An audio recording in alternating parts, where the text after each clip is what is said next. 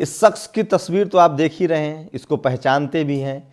ये सबसे कम उम्र का ब्राह्मण है जो देश में अंधविश्वास, कर्मकांड और गरीब लोगों को ठग रहा है। नमस्कार, मैं शंभू कुमार सिंह और आप देख रहे हैं नेशनल दस्तक। इस शख्स का नाम है धीरेंद्र शास्त्री। नागपुर से ये भाग गया। दरअसल वहाँ ये दरबार लगा रहा था। इसका दावा होता है कि ये आपका खोया हुआ सामान लौटा देगा। इसका दावा होता है कि ये अगर बीमारी को छू मंतर करके भगा देता है। इसका दावा होता है कि ये आपकी कहानी खुद ब खुद जान जाता है। जबकि इसका हर वीडियो गौर से देखेंगे तो ये शख्स सबका नाम पता पूछता है। अब इस शख्स को बिहार के शिक्षा मंत्री प्रोफेसर चंद्रशेखर ने सरेआम ट्वीट करके कहा है कि ये शख्स बिहार आकर दिखाए, इसको गिरफ्तार कर लेंगे। आपको पता है ये शख्स कहाँ रहता है? ये शख्स रहता है मध्य प्रदेश में, जहाँ नरोत्तम मिश्रा जो वहाँ के गृह मंत्री हैं वो इसके सामने नतमस्तक होते हैं, जहाँ नितिन गडकरी भी नतमस्तक होती हैं और पूनम पंडित भी इनसे आशीर्वाद लेके आती हैं। ये तीनों में खास क्या है? ये तीनों ब्राह्मण समाज से हैं। दरअसल ये बाबा नागपुर गया था, अंधविश्वास फैला रहा था। वहाँ अंधविश्वास उन्मूलन समिति के लोगों ने इसको चैलेंज किया 30 लाख रुपए का कि तुम जो दावा करते हो उसको सिद्ध कर दो, हम आपको 30 लाख रुपया देंगे। लेकिन उसके बाद ये शख्स इस चैलेंज को स्वीकार नहीं करता है। उसके बाद वहाँ एक रेमेडीज एक्ट है अंधविश्वास फैलाने को लेकर, उसमें उन्होंने पुलिस में शिकायत कर दी। पुलिस को मजबूरी में इसके खिलाफ केस दर्ज करना होता। कई लोगों ने जेल पहुँचवाया है, अंधविश्वास रुकवाया है। चूँकि वहाँ भी बीजेपी की सरकार है, लेकिन चूँकि नागपुर की धरती है, दीक्षा भूमि है, बाबा साहेब की धरती है, पुलिस ने इसे समझाया कि यहाँ से रफू चक्कर हो जाओ, दफ़ा हो जाओ, नहीं तो जेल चले जाओगे। अब ये शख्स गाली गलौज कर रहा है। ये शख्स हिंदू धर्म का अपमान बता रहा है, जबकि ये शख्स हिंदू धर्म के नाम पर सिर्फ व्यापार कर रहा है। सोचिए, गरीब, लाचार, बेबस लोग कितनी उम्मीदों से जाते होंगे। आपको लगता है ये शख्स बीमारी ठीक कर देगा? ये शख्स आपका खोया हुआ पर्स ला देगा? अब तुलसीदास दुबे पर जिस शख्स ने सवाल उठाया था, ढोल शूद्र पशु गवार नारी, जातिवाद के खिलाफ जिस शख्स ने बिगुल फूंका था, प्रोफेसर चंद्रशेखर ने कहा कि ये शख्स बिहार आके दिखाए, हम इसको गिरफ्तार कर लेंगे। लेकिन नहीं, ये नरोत्तम मिश्रा के शरण में रहता है।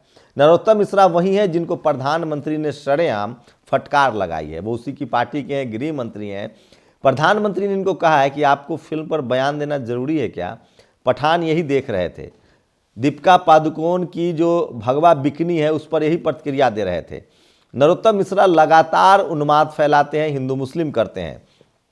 सोचिए, प्रधानमंत्री ने खुद कहा है कि अब कोई भी नेता किसी धर्म विशेष के खिलाफ बयान नहीं देगा, उसमें मुसलमान भी शामिल है। खुद प्रधानमंत्री ने अपने नेताओं को कहा है कि आप लोग मुसलमानों के यहाँ जाइए, उनसे मिलिए। आप सोचिए कि खुद बीजेपी के नेता कह रहे हैं कि अब सिर्फ 400 दिन बचे हैं। तो ये सोचिए, धीरेंद्र शास्त्री मध्य प्रदेश में रहता है।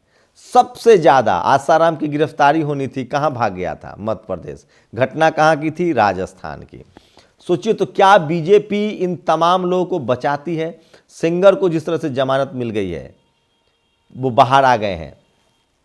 राम रहीम को जिस तरह से जमानत मिली, क्या ये 26 साल का धीरेंद्र शास्त्री जो हैं वो सचमुच धर्म का प्रचार प्रसार कर रहा है, या अंधविश्वास के नाम पर करोड़ों लोगों को बेवकूफ़ बना रहा है, लूट रहा है? क्या आपको सचमुच लगता है कि कोई आदमी आपकी बीमारी ठीक कर सकता है?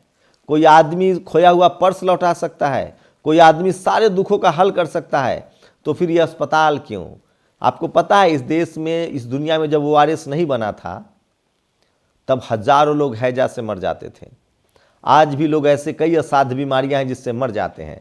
आज ज़रूरत है विज्ञान की, आज ज़रूरत है अस्पताल की, आज ज़रूरत है हॉस्पिटल की, आज ज़रूरत है डॉक्टर की, आज ज़रूरत है इंजीनियर की।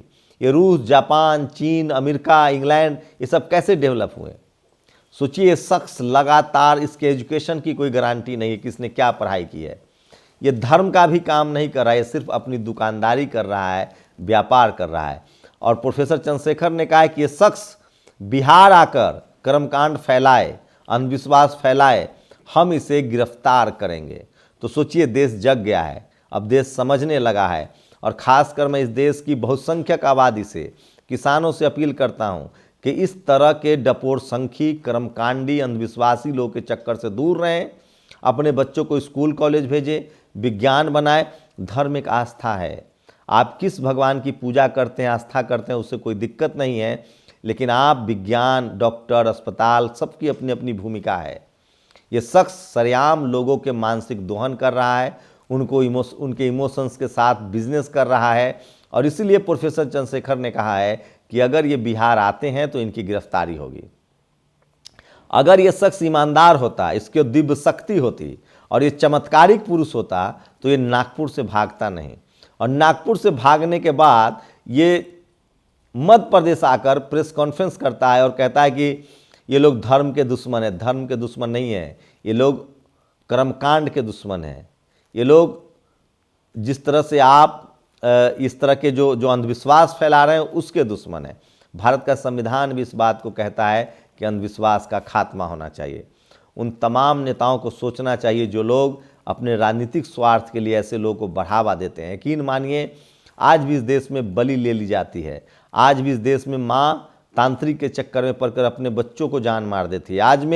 आज भी लोग बहकावे में आकर धन संपत्ति प्राप्त करने के शॉर्टकट तरीकों को चलते बलि देते हैं। इस तरह के अंधविश्वास से दूर रहिए। और ये जो धीरेन्द्र शास्त्री नाम का जो शख्स है, इससे साफ है जिस तरह से नागपुर से भागा है, जिस तरह से वहाँ अंधविश्वास उन्मूलन समिति ने इसको चैलेंज किया था। अगर इनमें ताकत है तो ये चैलेंज एक्सेप्ट करें, करके दिखाएं चमत्कार। ये मिट्टी को सोना बनाएं। ये सेना के, अगर ये इनमें इतनी ताकत है, ये भगवान के साक्षात मूर्ति हैं, तो इनको सीमा पर तैनात किया जाए। हमारी देश की सेना बर्फ़ में, बालू में, सर्दी में, गर्मी में सीमा की सुरक्षा करती है। इनको बाबा को सीमा पर लगाया जाए। हमारे कोरोना में इन बाबा से इलाज कराया जाए। इनको डॉक्टर अस्पताल इनके यहाँ भेजा जाए कि अस्पताल में आप बीमारी ठीक कीजिए। अगर हर समस्या का समाधान इनके पास है तो अस्पताल में, देश की सीमा पर इनको इनसे वो करवाया जाए कि आप इस देश की इकोनॉमी को सुधार दीजिए। मैं फिर कह रहा हूँ, ऐसे कर्मकांडियों से सावधान रहिए। और ऐसे लोगों की जगह जेल है जो भारत में अंधविश्वास फैला रहे हैं और लोगों को उसके नाम पर ठग रहे हैं। आप लोग अपनी प्रतिक्रिया जरूर दीजिए। शुक्रिया। नेशनल दस्तक की आपसे गुजारिश है कि अगर इसको बचाना चाहते हैं तो नेशनल दस्तक को सब्सक्राइब करने के लिए रेड कलर के सब्सक्राइब बटन को दबाएं, फिर बेल आइकन की घंटी दबाएं। नेशनल दस्तक को बचाने के लिए बहुत जरूरी है कि हर खबर को शेयर करें, लाइक करें, कमेंट जरूर करें।